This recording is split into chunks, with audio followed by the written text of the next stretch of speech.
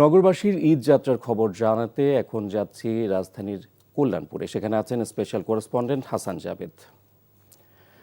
জাবেদ, ঈদ যাত্রায় বাস যাত্রীদের চিত্র কেমন দেখছেন?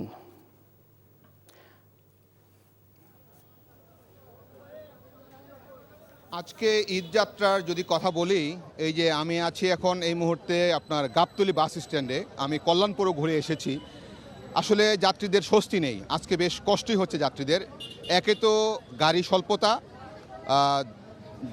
তারা বলছেন যে গাড়ি যারা যে রাতে যেগুলি গিয়েছিল সেগুলি আসতে দেরি হচ্ছে, সেই জন্য যাত্রীদেরকে ঠিকমতো নিতে পারছে না। আবার বাড়তি ভাড়া নেওয়ার প্রবণতা প্রতিটা বাস কাউন্টারই আমরা দেখেছি। এবং এই দেখেন এই মুহূর্তে আমার আর অভিযোগের প্রেক্ষিতে ওই যে ম্যাজিস্ট্রেট, এই যে ওরিন ট্রাভেলস, তারপরে আসাদ ট্রাভেলস, আসাদ এন্টারপ্রাইজ এখানে গিয়েছেন। তারা টিকিট নাই বলে যাত্রীদের কাছ থেকে বেশি ভাড়া চাচ্ছে। যেখানে রংপুরের ভাড়া হচ্ছে নন এসি 700 থেকে 800 টাকা, আজকে সেখানে 1300 টাকা 1200 টাকা ভাড়া চাওয়া হচ্ছে এবং যাত্রীরা টিকিটও পাচ্ছেন না।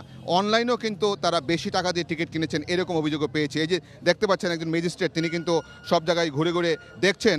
এবং আমরা একটু যদি কথা বলি, আচ্ছা এখানকার যে অভিযোগগুলি দেখেছেন কেমন, কি অবস্থা দেখেন তো, সঠিক কিনা যারা অভিযোগ করেছে? না, এরকম কোনো সঠিক অভিযোগের সঠিকতা আমরা এখানে আসলে পাই না। আমরা কাউকে আসলে এভাবে মানে কনভিক্টেড করতেও পারছি না। কিন্তু যাত্রী কিন্তু আমার সামনে কিন্তু বললো সেই যাত্রীকে কিন্তু আপনাকে দিলাম। আপনাকে সাথে নিয়ে কিন্তু যাত্রীকে নিয়ে কাউন্টারে গেলাম, সে কিন্তু মানে এসি বাসের কথা বলেছে, নন এসি বাসের কথা। ভাড়া তো বেশি নিয়েছে, তার সে তো টিকিটই কাটে নেই, টিকিট কাটে না কিন্তু ভাড়া তো বেশি চাচ্ছে। এরকম কোনো কিছু আমি আসলে এখানে পাইনি। না, সে পাইনি। আমরা তো তাকে আমরা দিয়ে দিলাম, সে নন এসির ওই আপনারা যাওয়াতে বোধহয় তারপর টিকিট দিয়েছে এবং টাকা কম বলছে, এই তো? আমরা যাওয়াতে টিকিট দেয়নি, বিষয়টা এরকমও না। আমরা যেটা দেখেছি, উনি আসাদ পরিবহন নামে একটা বাসের কথা বলেছে, সেই পরিবহনে নন এসি বলতে কোনো বাস নেই ওনার। এখন এসির কথা তো বলেছে, এসি ওরা 1500 টাকা চেয়েছে, কিন্তু সেই টিকিটটা ওই কাউন্টার থেকে সেই টিকিটটা সংগ্রহ করে। কিন্তু কল্যাণপুরেও কিন্তু দেখেছি একই অবস্থা, কিন্তু সব জায়গায় কিন্তু বাসের বাড়তি ভাড়া চাচ্ছে। আমি আপনাদের সাথে নিয়ে কিন্তু সবাইকে সবগুলো কাউন্টারে গিয়েছি। কারো কাছে যদি এরকম মনে হয়েছে আমি একটা কাউন্টার, আমরা কি একটো পান নাই পর্যন্ত? শুধু জরিমানা করতে পেরেছি শ্যামলী পরিবহন, এছাড়া আমরা কাউকে জরিমানা করতে। শ্যামলী পরিবহন কেন জরিমানা করেছে? ওনাদের একটা রুটের আপনারা 20 টাকা করে বেশি নিয়েছে, সেটার জন্য আমরা জরিমানা করি।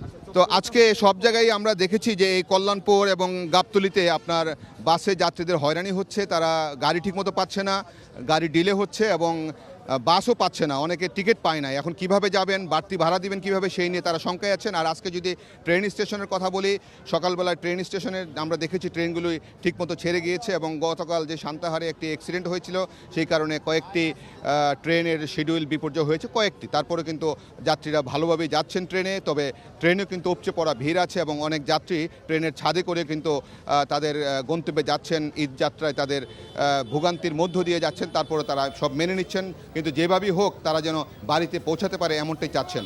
এই ছিল আমার কাছে এখন পর্যন্ত সর্বশেষ। জানছিলাম ঈদ যাত্রায় বাস যাত্রীদের খবর। ঈদ যাত্রায় সড়কের পরিস্থিতি জানাতে এই পর্যায়ে গাজীপুর থেকে সরাসরি যুক্ত হচ্ছেন আমাদের সিনিয়র করেসপন্ডেন্ট নাসির আহমেদ। নাসির, আজ মহাসড়কে যানবাহনের চাপ কেমন দেখছেন? ঢাকা টাঙ্গাইল মহাসড়কে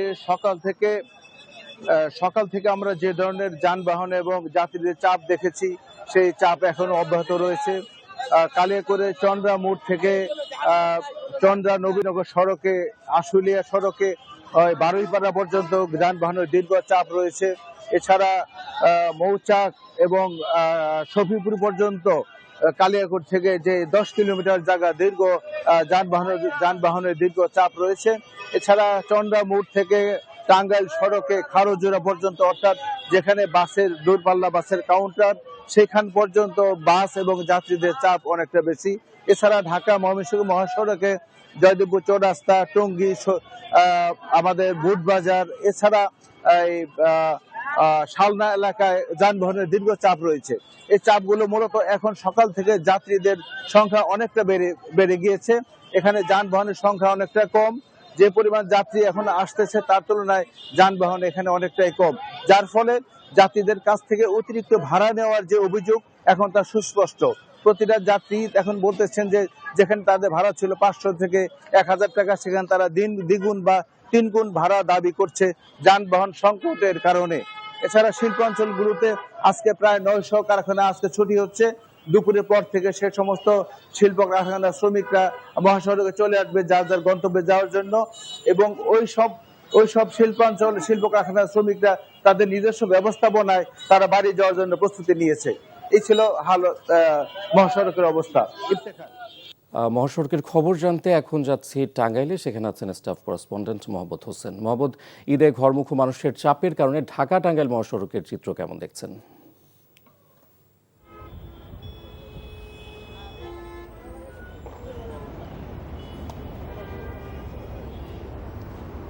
ধন্যবাদ ইফতিখার। আসলেও আমি যদি বলি, এই মুহূর্তে ঢাকা টাঙ্গাইল মহাসড়কের আমাদের যে এই টাঙ্গাইলের যে অংশটুকু রয়েছে, এখানে কিন্তু প্রচণ্ড গাড়ির চাপ, যানবাহনের প্রচণ্ড চাপ, কারণ যানবাহনের সংখ্যাও অনেক বেশি।